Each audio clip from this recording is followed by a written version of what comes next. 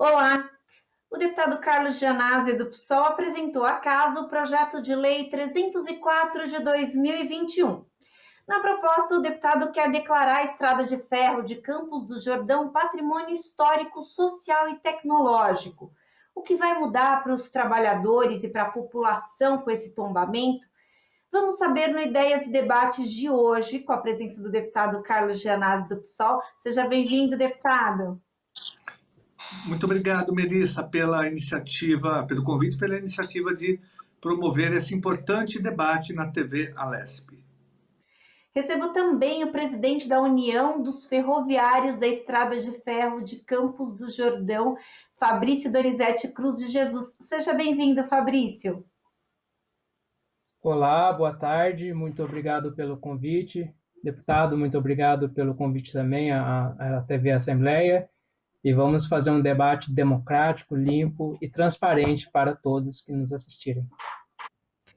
Eu recebo também a operadora de ferrovias, Regina Helena Lopes. Seja bem-vinda, Regina.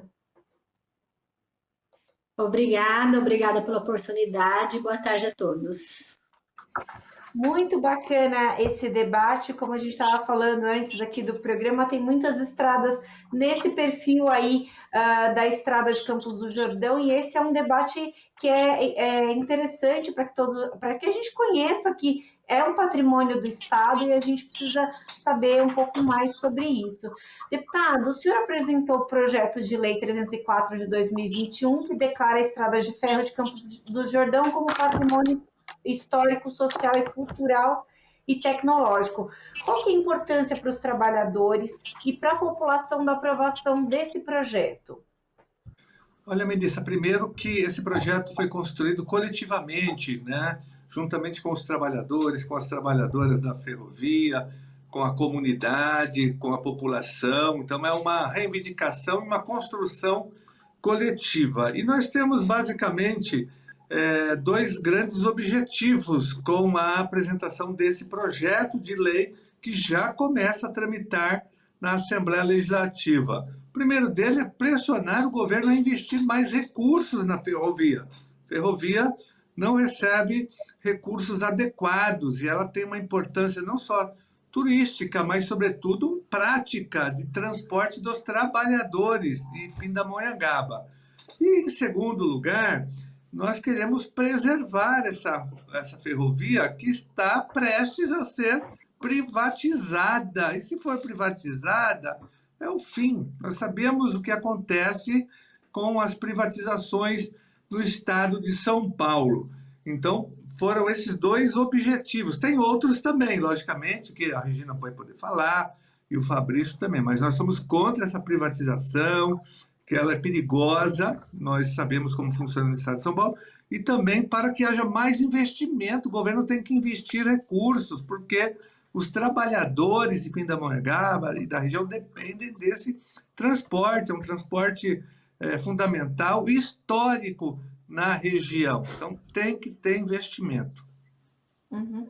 Fabrício, conta um pouco da história da Estrada de Ferro aí de Campos do Jordão, para quem ainda não conhece, para saber, né, do que se trata exatamente o que vocês estão pleiteando, falando. Bom, vamos lá. A centenária Estrada de Ferro Campos do Jordão, né, foi idealizada pelo médico sanitarista Emílio Ribas, né, e o engenheiro Victor Godino, né, que iniciou a proposta lá em 1912, né, com o projeto de levar os enfermos em época para tratamento em Campos do Jordão, né, e depois do início dos trabalhos, a ferrovia foi inaugurada em 15 de novembro de 2014. Né. Hoje, a Estrada de Ferro Campos do Jordão é um complexo, né, que tinha uma operação variada de equipamentos que era voltado para o turismo da região, né, como serviço ferroviários, dos trens, os parques, o teleférico em Campos do Jordão, ali no Parque Capivari, que era da Estrada de Ferro Campos do Jordão, bem como o pedalinho também, que se encontrava ali no Lago do Capivari, né, que hoje passaram para a concessão, para a iniciativa privada, né, também operamos o trem do subúrbio, né, e também o Centro de Memória Ferroviária, localizado em Pindamonhangaba, e na cidade de Campos do Jordão. Além dos trens turísticos, né, a ferrovia ela opera o trem suburbano, como falei, entre a região central de Pindamonhangaba e o bairro Piraquama, né, a fim de facilitar o deslocamento dos moradores ali da região ali do bairro rural, que ainda é precária por meios rodoviários, né? Então, hoje a Estrada de Ferro Campos do Jordão está localizada no Vale do Paraíba e conecta o município de Pindamonhangaba a Campos do Jordão, passando pela cidade de Santo Antônio Pinhal. Regina, eu queria que você falasse um pouco da operação, mas eu queria que você falasse assim do fluxo de pessoas que acessam a estrada hoje e também das condições em que a estrada se encontra. Eu queria que você falasse um pouquinho sobre isso. Então, hoje a ferrovia quase que não está funcionando mais trem nenhum, né? Nós temos apenas um bonde turístico lá em Campos do Jordão, que funciona ali dentro da cidade, vai até lá o portal, só de entrada. E aqui em Pindamonhangaba, nós temos um bonde elétrico que tem uma classe que leva a população que mora na zona rural, os trabalhadores que vêm para a cidade trabalhar e retornam no final do dia. Devido aos diversos furtos que vêm ocorrendo nesse último mês, já foram mais de 15 furtos dentro de um único mês. Então, devido a esses furtos da catenária, está parado. Infelizmente, a população está sem esse acesso ao bonde no momento. Nós tínhamos, até 2017, o trem de serra, que fazia um passeio maravilhoso pela Serra da Mantiqueira, né? Também está parado, como eu falei, desde 2017, por falta de manutenção, por falta de investimento na linha férrea. E, então, no momento, só está funcionando Campos do Jordão. Deputado, a Regina acabou de falar para a gente sobre essa questão da viagem que era feita na Serra da Mantiqueira, que provavelmente devia ter uma paisagem maravilhosa aí para as pessoas que acessavam aí esse trem. E aí, deputada, se a gente for analisar em outras situações, em outros países, por exemplo, a Europa tem uma tradição muito grande nesse turismo ferroviário, né? É uma característica, aliás, muita gente sai de um país para outro para ir passear de trem pela Europa, que é bem legal, bem bonito. Eu queria que o senhor dissesse se o senhor acha que esse tombamento poderia também contribuir nesse sentido. Não, sem dúvida. Olha, o Brasil ele já foi um país que tinha um modal ferroviário muito grande, porém esse modal foi destruído, principalmente pela política econômica dos generais, dos governos militares, que optaram porque eles jogaram peso um pouco antes deles, mas jogaram peso na indústria automobilística, né? Então, com isso, o modal ferroviário foi sendo minado, abandonado, através de uma política deliberada de destruição das nossas ferrovias, de privatizações, mas, sobretudo, de destruição desse modelo. O Brasil é um país continental, ele deveria ser atravessado, né, por várias ferrovias, transportando cargas e a população, né, jogando peso nessa questão também do turismo, mas, infelizmente, a opção do Brasil foi a pior possível, além de destruidora do meio ambiente, da poluição do ar, né, ela também inviabilizou o pouco que nós tínhamos de ferrovias em todo o território nacional. Mas, na verdade, eu falei do governo militar, mas começa com Juscelino Kubitschek, com o processo, né, de fortalecimento da indústria automobilística, e é intensificado depois desse mesmo processo nos governos anteriores. E até hoje, infelizmente, é assim. Mas esse quadro tem que ser revertido, até por uma questão também ambiental. É urgente, né, a construção de ferrovias no Brasil. Repito, o Brasil é um país continental, ele tem que ser atravessado de ponta a ponta por várias ferrovias. O senhor faz uma observação muito importante, deputado, sobre a questão ambiental, que há a energia limpa, né, o que move aí as ferrovias. Então, isso também é uma questão a ser observada, inclusive, a gente aí colocando num âmbito maior, num olhar maior da agenda ambiental que é debatida aí no mundo inteiro, e a gente, obviamente, que precisa se ajustar de todas as formas. Então, Você bem vê que, importante. Melissa, até recentemente nós tínhamos o trem que fazia São Paulo, Rio de Janeiro. Não existe mais. Olha que absurdo. As pessoas, ou elas vão de avião ou de carro, de ônibus, né? E você tinha essa opção. E esse serviço está hoje desmontado, infelizmente, porque faz parte dessa política, né? De fortalecer a indústria automobilística e a indústria do petróleo também. Importante, são dois grandes lobbies, duas forças econômicas monstruosas no Brasil que são destruidoras do meio ambiente. Sem dúvida. Fabrício, como é que vocês enxergam essa possibilidade do trem ter esse peso turístico?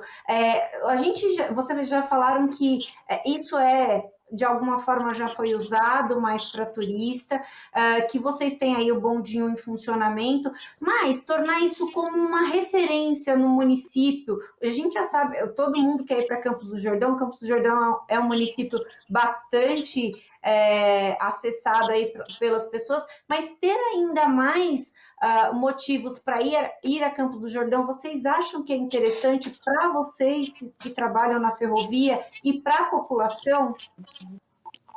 Sim, em se tratando de turismo nacional, né, o Vale do Paraíba hoje ele é tido como uma região completa.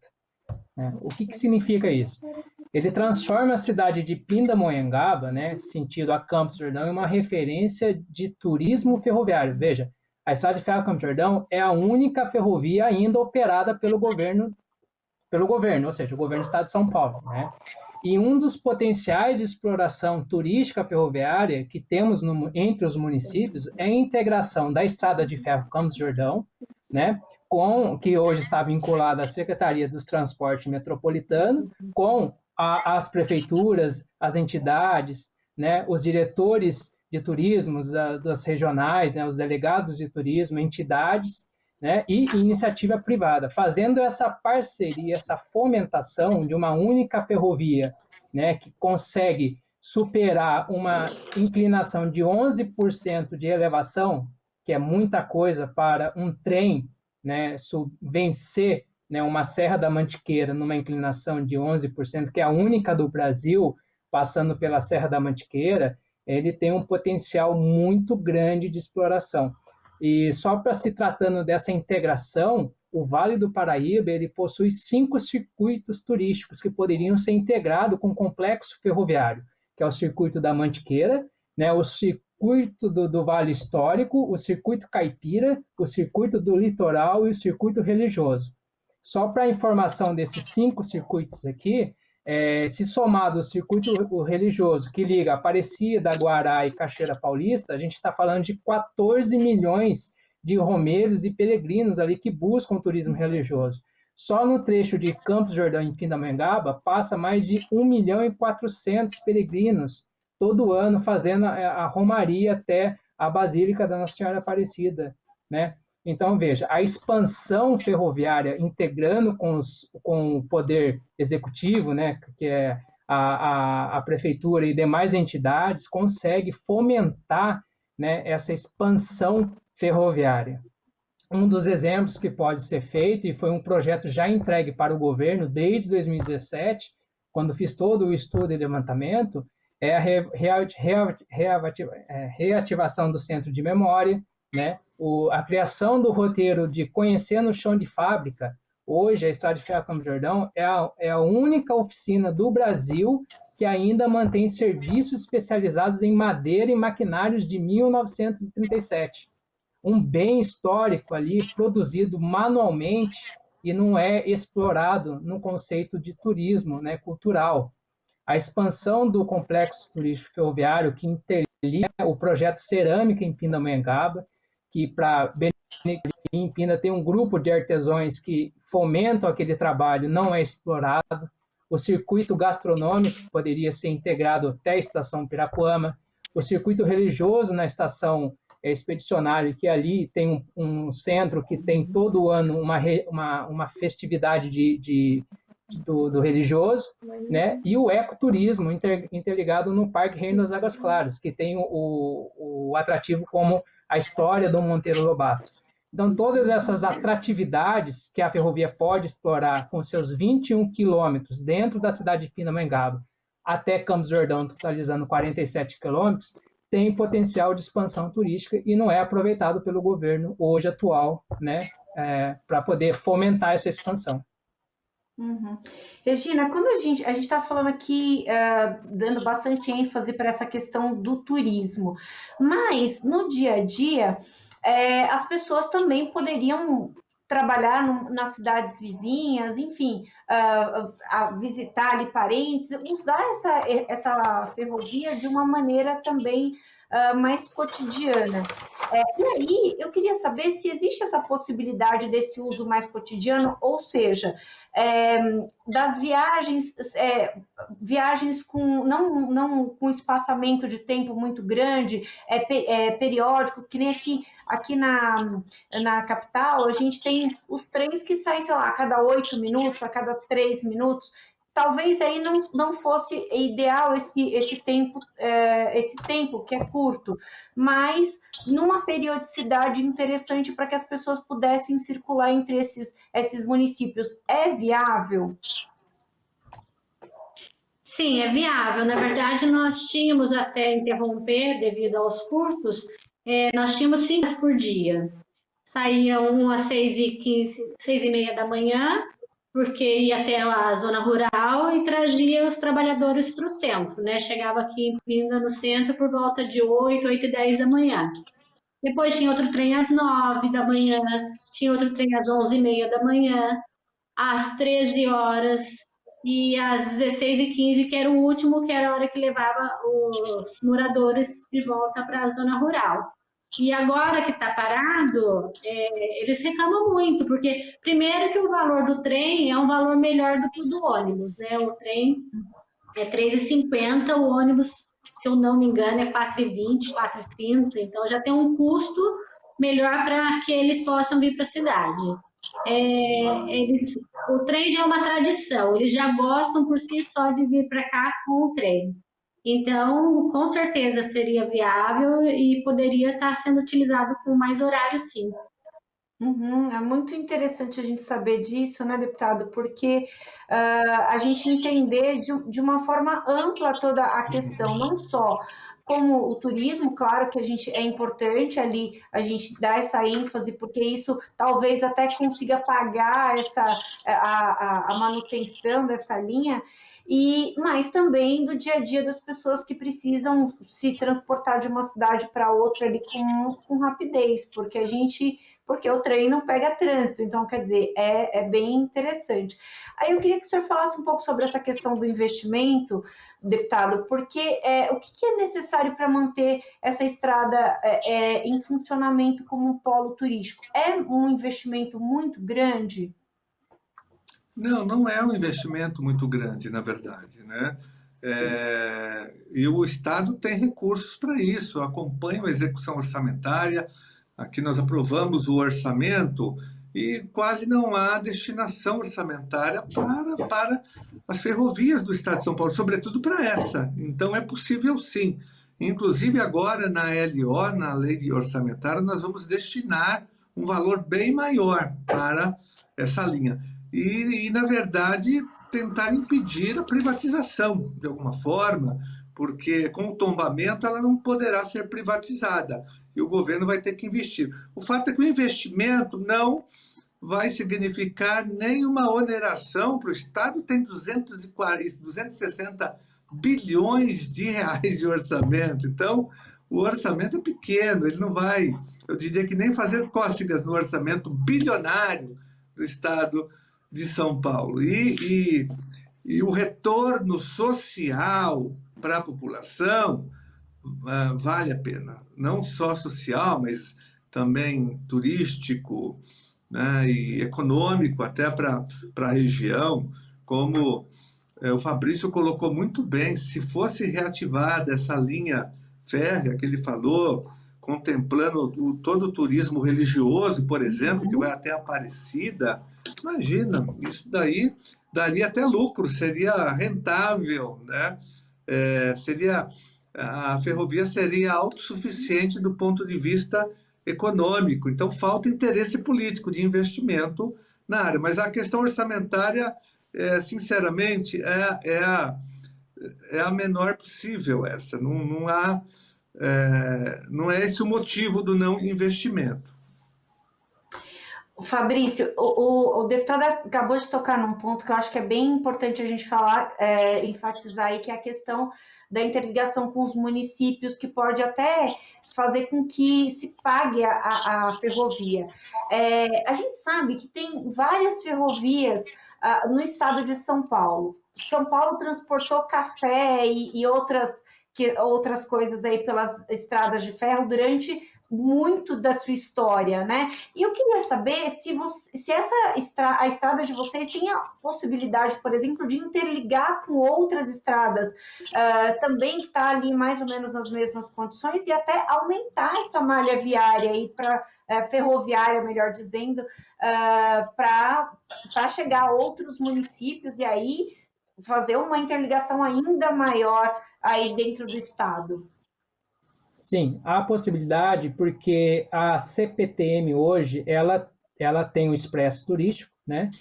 E tem um projeto antigo, né, que já interligava Pinda, como o deputado mesmo mencionou, que fazia Rio-São Paulo, né? Existe um projeto na CPTM, que é a fase 2 do expresso turístico, que liga a Estação da Luz até Pindamonhangaba, saindo de 5 horas da tarde da Estação da Luz, chegando 8 horas da noite em Pindamonhangaba. O projeto que foi entregue para o governo, ele prevê o quê? A expansão dessa malha ferroviária, no qual o usuário que desembarca da cidade de São Paulo chega em Pindamonhangaba 8 horas da noite, né, faz a pernoite na cidade, né, beneficiando os bares, hotéis, restaurantes, e no outro dia ele escolheria a opção ir para Aparecida, né, para fazer o circuito religioso, o expresso turístico, o expresso religioso, ou ele escolheria fazer o expresso turístico interligado a Campos do Jordão, que já é um serviço operado pela Estrada de Ferro Campos do Jordão.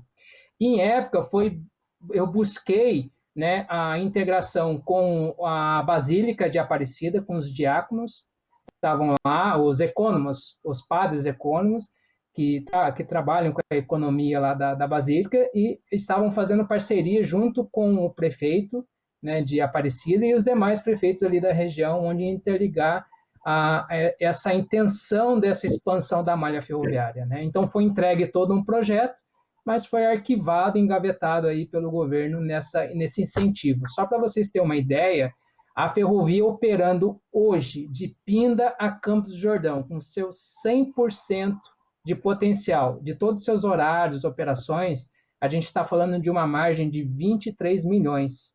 Mas hoje, né, o sucateamento da Estrada de Ferro Campos do Jordão é tão grande que ela não chega nem 10% da receita que ela deveria ter. E isso impacta diretamente os servidores, porque os servidores, além de ter o salário ali que é pago pelo Estado, eles têm um prêmio de participação de produtividade.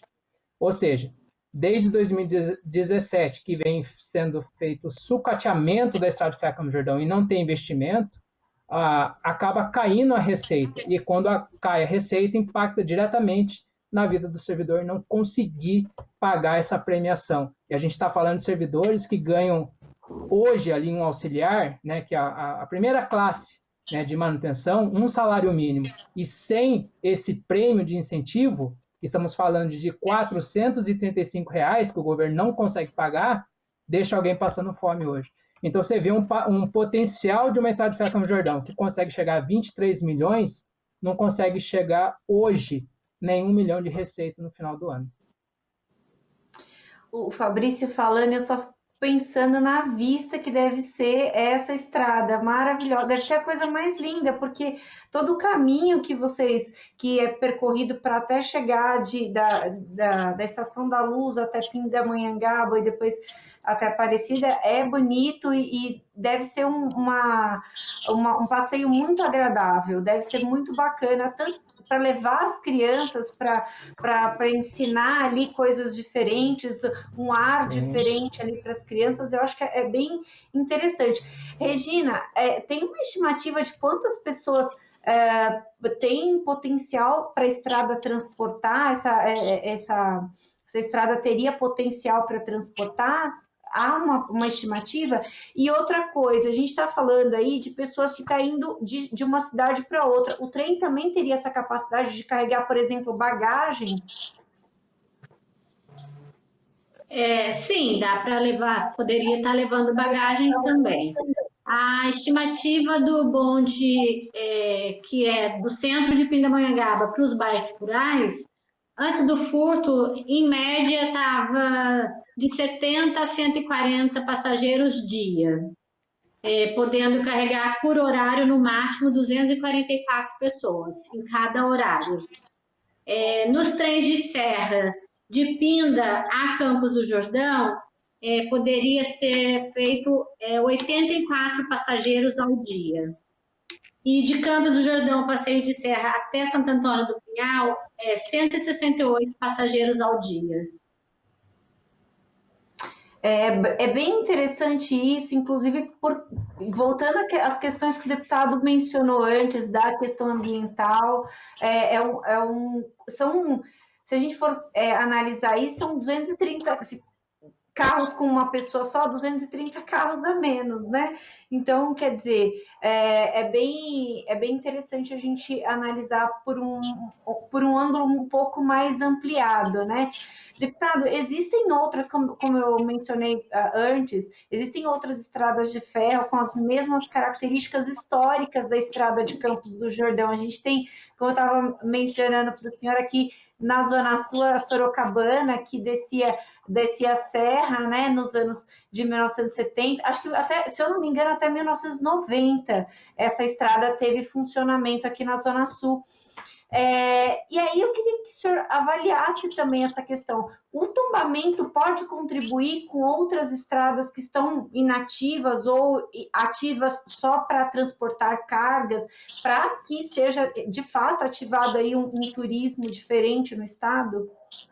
Olha, você citou muito bem, Melissa, essa Sorocabana que eu conheço muito, porque eu sou do Jardim Primavera, da região da Cidade Dutra, e essa linha férrea passa dentro do bairro que eu moro. Então, eu nasci vendo os cargueiros e utilizei muito esse trem turístico para Santos. Eu descia de domingo com meu pai, com os meus irmãos, com a minha mãe, com a minha família. Nos anos 70, quando eu era pequeno, ainda me lembro que nós fazíamos essa viagem usando essa linha, né, que saía, acho que da Estação da Luz, passava Santo Amaro, na região ali da Marginal, Jardim Primavera, Cidade Dutra, ia Parelheiros, Marcilac, descia a Serra, né? Era uma viagem lindíssima. Tem até uma música do Guilherme Arantes que se chama, que ele fala, tirei um dia de Sorocabana, né? Ele fala dessa descida e vai falando da paisagem lindíssima que você vê quando você desce para Santos.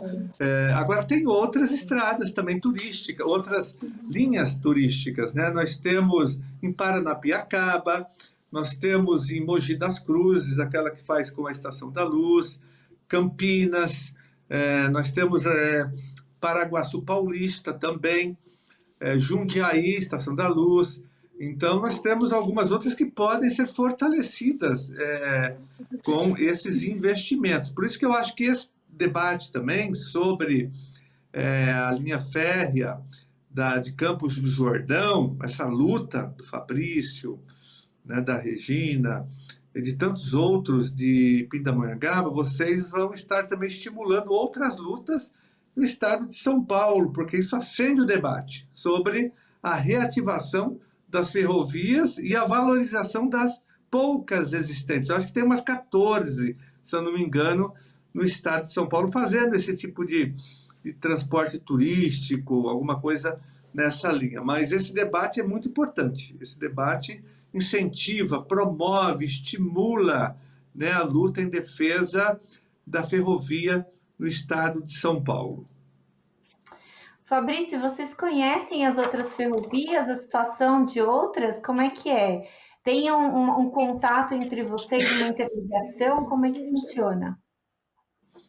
Então, eu particularmente, eu tive bastante contato, né, mas com ferrovias que operam como segmento privado, né, ali de Guararema, um exemplo, né, que tem uma concessão ali, e eu vejo o potencial ali turístico muito grande. Por quê? Porque tem um incentivo, né, tem um fomento, tem a exploração, tem a captação e geração de receita, né?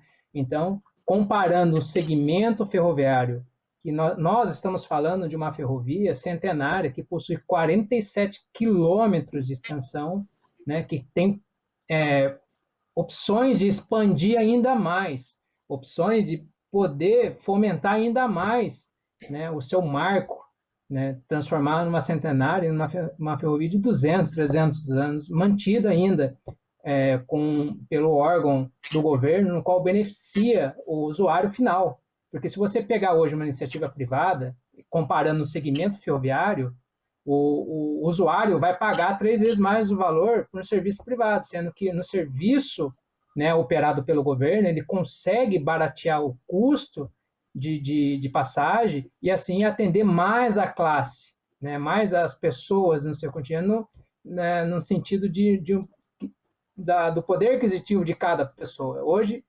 tá segregado esse tipo de serviço. Então, assim, conhecemos bastante, né, as operações e entendemos que o potencial hoje que temos pode ser mais aproveitado e expandido, né, mas é um recurso que não está sendo aproveitado, e sim sucateado para concessão e privatização.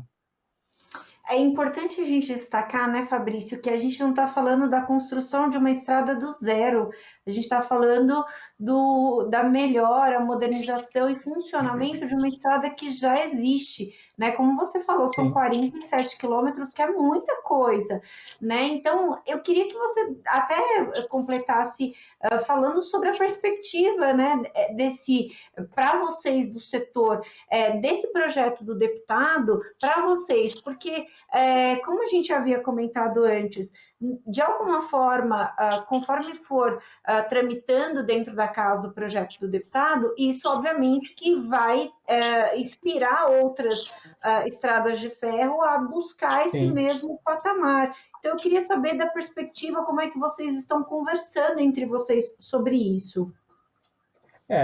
Assim, nós entendemos que a preservação do patrimônio histórico-cultural é uma condição necessária para a estruturação de uma sociedade e de sua entidade. Ou seja, a ferrovia, qualquer segmento que a ferrovia ela opere, a preservação do patrimônio é a suma importância, é a estrutura, é o pilar, né? Por quê? Porque ela contribui largamente com a sustentabilidade do seu desenvolvimento. E isso, a gente discutiu bastante, né, deputado? Isso está previsto já no artigo 215 e 16, né, da Constituição Federal, que lá diz claramente que a competência do Estado em garantir o exercício de direito cultural, acesso às fontes de cultura e a preservação do patrimônio nacional, conforme está apontado em seus artigos. Qual é o fim disso? É preservar o patrimônio histórico-cultural. Nós estamos falando de uma ferrovia desde 1912, que criou todo o seu marco histórico, né, que criou uma geração, que levou o desenvolvimento de cidades, de Pindamonhangaba, Santo Antônio e Campos do Jordão. As cidades cresceram em volta, praticamente, da Estrada de Ferro Campos do Jordão. Então, esse reconhecimento cultural, patrimônio, esse tombamento, né, ele vai de encontro com a preservação da história, do bem que está se perdendo. Se a gente for ver, os bens hoje, ele acaba se perdendo, né, porque não é atividade fim do governo preservar o bem histórico. Para ele é mais fácil fazer a concessão e exploração de um bem para gerar o retorno, mas não para a sociedade, mas retorno financeiro para ele mesmo. E isso acaba se perdendo o valor a longo prazo. Então, isso é de suma importância, a preservação do patrimônio histórico nesse projeto de lei do deputado. Regina, eu queria saber da operação da locomotiva. Primeiro, antes de mais nada, eu queria saber do seu papel de mulher dentro desse contexto, se você é exceção ou se tem outras mulheres aí que têm essa função de. Vamos falar de pilotar, porque eu acho que não é esse o termo correto, eu sei, mas eu acho que fica mais inteligível para as pessoas em casa. De conduzir a locomotiva, eu queria saber se tem outras mulheres e como é que funciona. E se quando o tombamento for confirmado aí pelo projeto do deputado, se você acha que pode, de repente, trazer alguma diferença para o seu trabalho, por exemplo, equipamentos mais modernos, ou vai se manter tudo no antigo, no tradicional, mas que funciona sempre muito bem. Na verdade, eu não opero o trem. O meu cargo é operador ferroviário, mas eu trabalho na parte de bilheteria, trabalhei por muitos anos como a monitora dentro do trem, então eu que contava as histórias durante todo o trajeto. Gostaria muito de ter tido essa oportunidade, mas na ferrovia, infelizmente, até hoje, nunca existiu uma operadora para, digamos, pilotar o trem. Ai, Gostaria de ter sido pioneira nisso, mas nunca houve, infelizmente. Seria bem legal se isso ainda um dia acontecesse. E sobre o tombamento, eu, como funcionário, gostaria muito que isso acontecesse, porque eu acho que vai preservar nosso patrimônio histórico, cultural. Eu acredito que, se for privatizada, dentre muitas outras coisas negativas que isso pode causar, uma delas é que a empresa não vai estar se preocupando tanto com a parte histórica da ferrovia, tendo em vista que ela visa mais a parte do lucro, né? E então eu acho muito importante que aconteça esse tombamento, sim. Fabrício, vamos fazer um movimento para ter mais mulheres, por favor, né?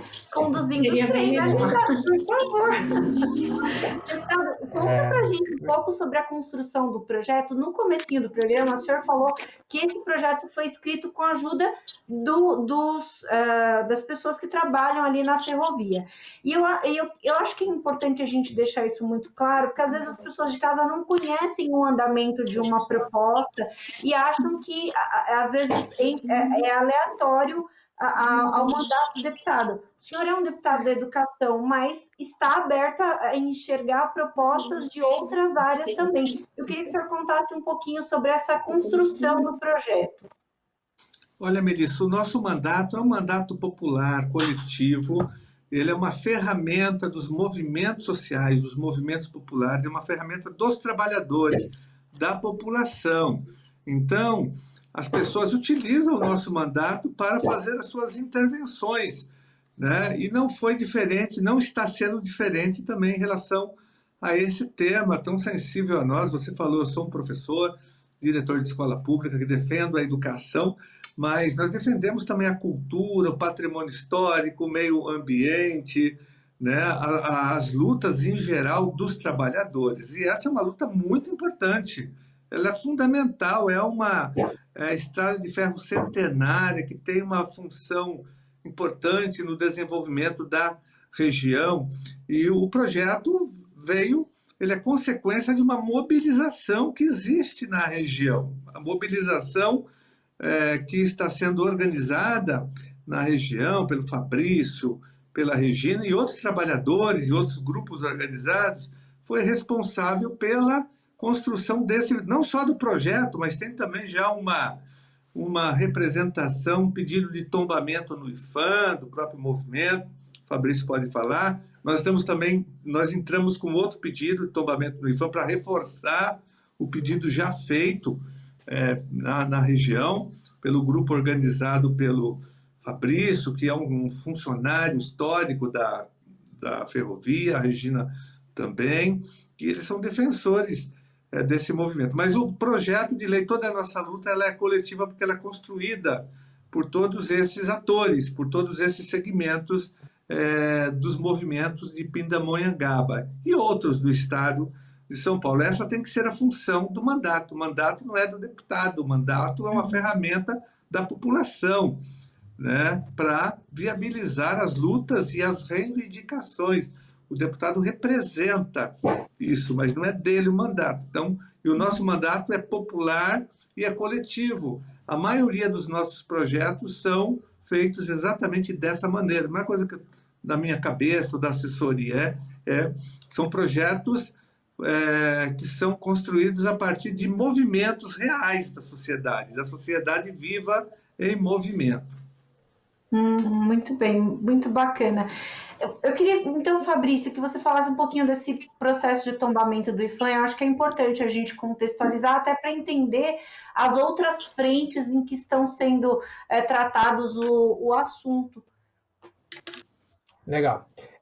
Com a iniciativa do deputado em apresentar o projeto de lei, né, por parte do Estado, ou seja, do Legislativo, em reconhecer, né, a ferrovia como uma centenária, um marco histórico, um patrimônio, né, da cidade, do histórico cultural, né, aproveitei a oportunidade e já ingressei também no IPHAN, né, pedindo reconhecimento, né, da Estrada de Ferro Campos do Jordão como um histórico cultural.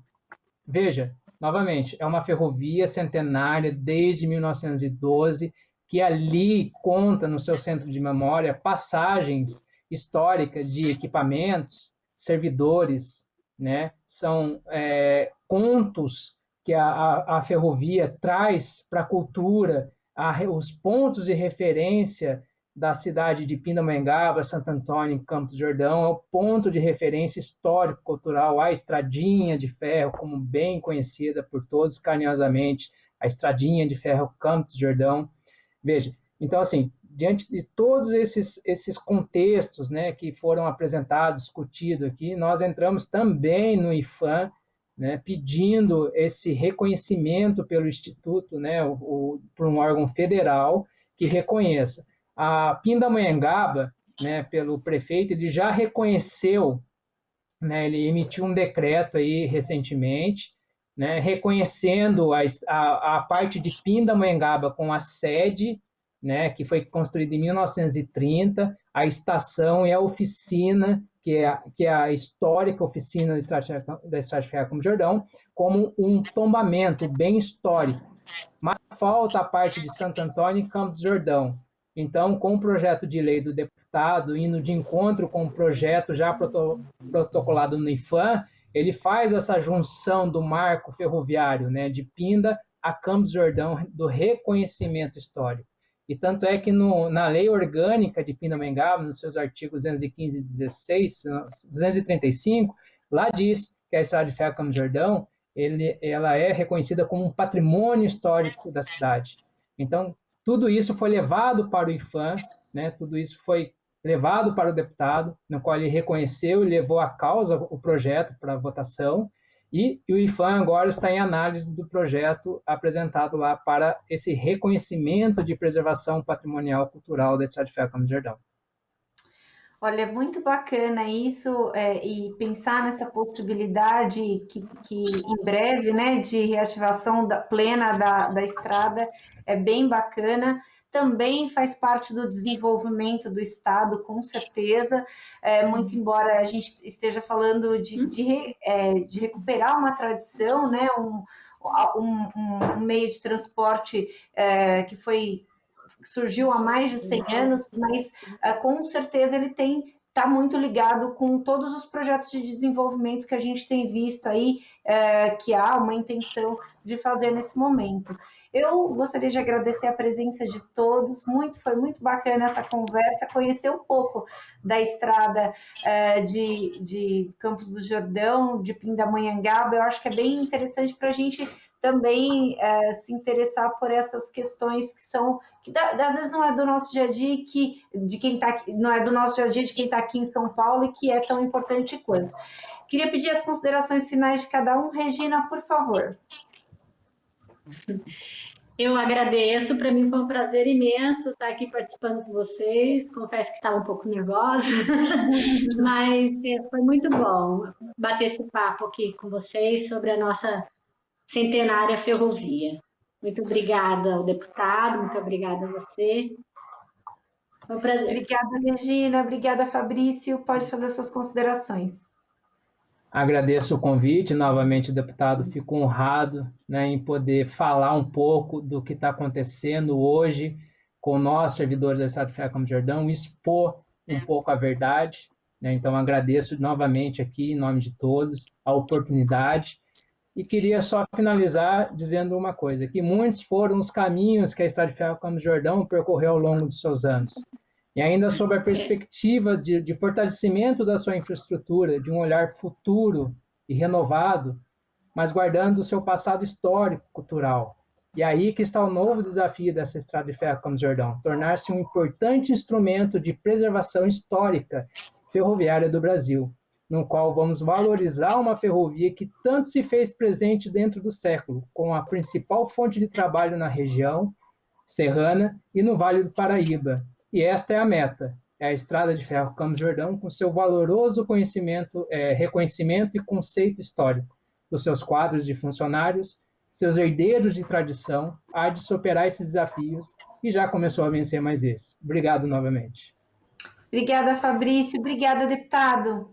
Muito bacana a sua iniciativa do projeto. Eu quero só agradecer, viu? Parabenizar, Melissa, a Regina, o Fabrício, o Giovanni, que não está aqui, pelo trabalho que vocês têm feito, né, em defesa da ferrovia.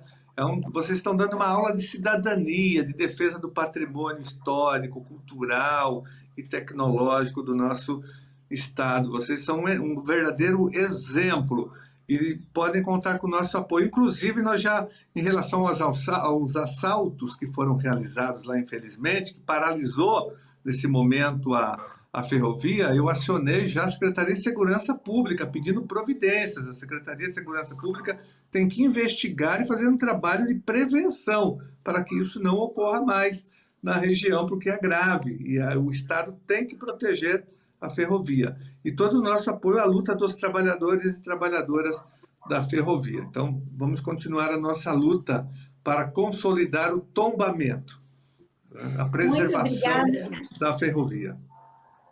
Muito obrigada, deputada. Obrigada a todos. Fabrício, por favor, inclua a Regina para ser a primeira condutora dos trens lá da região. Por favor, eu acho que isso é importante. A Regina já tá disponível para isso, né, Regina?